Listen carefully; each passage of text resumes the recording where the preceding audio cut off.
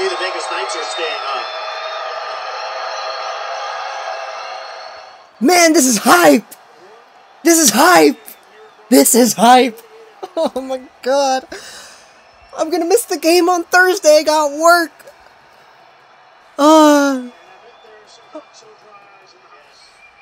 Yep, for sure. For sure, Shorty. Please. Copyrights. Don't copyright strike this YouTube. The Golden Knights, they're staying out there. Oh, they're shaking hands with everybody. Henrik, yes. Yes. I love this. I love this. I love this. Oh, Malcolm Subban, man, you were fantastic this game. My gosh. What a fantastic game right now, guys. I'm okay, let's turn down the volume right now. Yeah, let's turn down the volume. My goodness, what a game. This was one of the only games this season where, aside from all the games that we had with Brock Besser getting all of his goals and everything, this was the only game this season where I was legitimately like, I want this team to win. I want this team to come back, and I want this team, anybody on this team, to come back and win. This wasn't even one of those, I only care if Gaudette or Sedin scores. Anybody else, please, off the score sheet. It wasn't one of those things either. And I apologize if anybody is over here looking for a post-game recap. If you want a post-game recap of this game, the Vegas Golden Knights versus the Vancouver Canucks, you guys can go over to the YouTube channel of Vegas Golden Knights coverage. He will most likely have his own video review of this game here tonight uploaded onto his channel. You guys, if you want a video review, check out that over there. But this is not a game review. This is not a video review of the game. I just wanted to talk. Just talk. Let things out and express just how happy I am with the Lower Mainland at this point. How happy I am with the team right now, and just what a fantastic game they played. And you could say that probably only about the last 20 minutes. Because the first 40 minutes of the game, the Vancouver Canucks, with 12 shots on goal, it really wasn't that impressive of a game to be watching. And the Sedins, needless to say, every time they stepped onto the ice, the ovation, it just engulfed the entire arena. Everybody was absorbed in this moment. It was truly ineffable. You couldn't describe this. This was absolutely magnificent.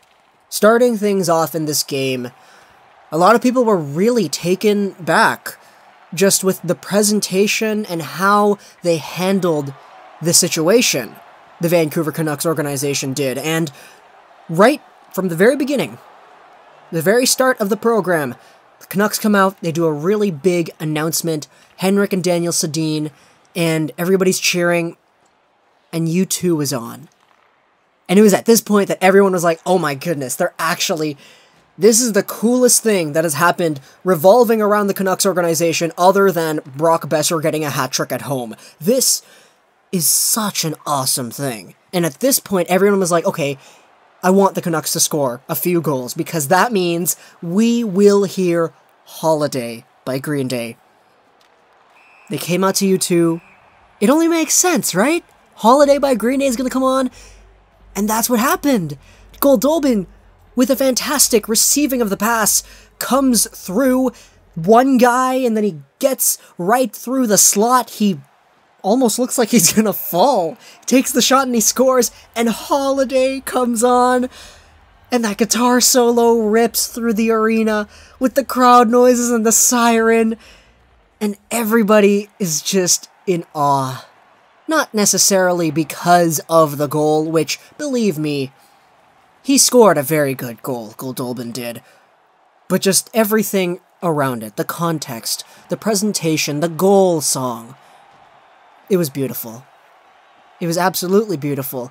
And we've seen the Canucks use Holiday as a goal song in the past, post-2011 at least. For example, that year where everyone on the Canucks chose their own individual goal song, and everyone was like, huh, Tanev, you chose a funny song, but it's okay, because you're never going to score, so we're never going to hear it.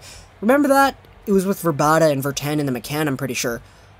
This was one of the best uses of this song. Absolutely. And look at me, I'm just here. I spent like a minute talking about the freaking song. This is a Canucks game. And it really felt like a game in the third period.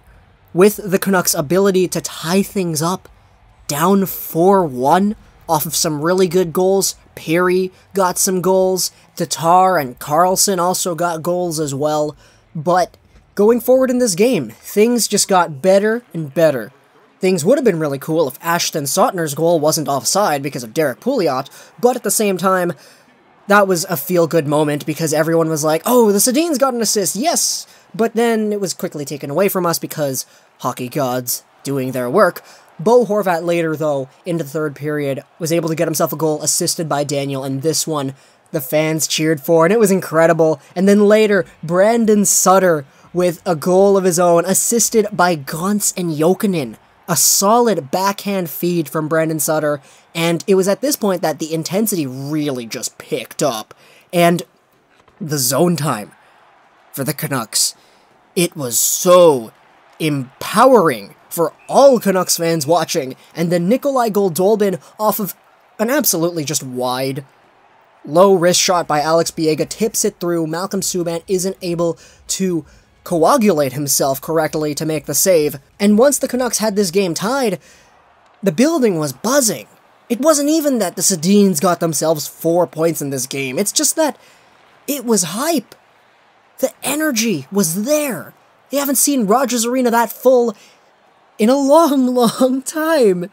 And every single highlight leading up to this, the intro, the first goal where Holiday started to play, Daniel Sedin's assist getting announced on the speakers, everybody was just going wild, and you could just feel the play within the players amplified because of this energy. Canucks, they were restless, as were the fans. They picked up the game as it went on, and I'm totally going to say that the energy supplied by the fans in Rogers Arena fueled that drive. Jake Virtanen, my goodness, the speed and the driving to the net on certain plays absolutely befuddled the fan base and had tons of us on our feet cheering. Then you got guys like Goldolbin getting many chances, just getting stopped by fantastic saves by Malcolm Subban. Then you got chances the other way. Markstrom, absolutely just brilliant in that period. Of course, I wouldn't say that Markstrom was brilliant the entire game, because some of the Vegas goals early on were kind of questionable, but at the same time, his game really stepped up. And things going into the overtime, they were just so exciting, and everybody was on their feet. It was just hype. And I remember halfway through the third period, a whole bunch of my Canucks friends on Twitter, we had to take a step back, and we were like, okay guys, I want a win. Screw the tank. Screw the tank. Everything that has been going on has been leading up to this, and in this game, in this moment, with this amount of support, this amount of pressure, this amount of amazing play from our team, I want to win. And it was the first time that a lot of us have said that in a few months. The first time that some of us have legitimately wanted to score more and to win. And that hasn't happened all year. I caught myself at the midway point of the third period telling all my buddies, guys, I'd be perfectly fine with a win here, you know? And then everyone else called it out, yeah, this is hype. Anti-tank, guys. Let's get it, man. Let's get a goal. And I don't know, man, just watching that game, every chance the Canucks got, I was so ecstatic. Just watching everything unfold, and in the shootout, the overtime, we killed off a penalty. So, oh my goodness, that is awesome. Things coming back the other way, Brandon Sutter, a playmaking machine, sets up Goldolbin, Virtanen drives his own, tries to go end-to-end, things are absolutely brilliant, but they can't squeak by Subban, and then in the shootout, the unthinkable happens. And fans everywhere are cheering. Things happen, some players miss, and Daniel and Henrik Sedin get to go in the shootout for potentially one last time in their careers. Of course, they have never really been shootout guys. Like, Henrik was 0 for 5 or 0 for 6 in his career coming into this game in shootouts, because his earlier on presentations of shootout moves in his career, they just indicated that, yeah, no, you're really not good at shootouts, we're gonna keep you off for a while. And Daniel, although he did have a few shootout goals, he was kind of falling under the same boat, and Daniel, he tries faking out Subban, going over to the backhand, and he gets denied by the post, and everyone's like, oh no, but like, the fans, they're screaming for Henrik. Then Henrik, his shot, my goodness, man, he comes in and he fakes a slap shot. Like, I haven't seen anyone fake a slap shot since 2008. Do people still do that? My goodness. But regardless, Henrik Sedin, he doesn't get a goal either, of course. But he's happy about it. The fans, they're cheering, they love it. And the Vegas Golden Knights, man, Shea Theodore, monster on the blue line, is able to win the game. And that's it. And then you heard at the beginning of the video, the Canucks, they saluted everybody. Henrik and Daniel gave handshakes to the Golden Knights. Show of class, both sides right there. Beautiful show of sportsmanship. I love it. I love it. And I apologize if any of you guys are pissed off at this video because it's not a proper game recap. This is just me talking, man. Give me my moment of happiness, because this was such a beautiful piece of sport right here. I just can't help it. And the fact that I'm going to be missing the game on Thursday because I got work, it makes this moment a little bit more special. But still, at least I'm not missing the last game, right? Right?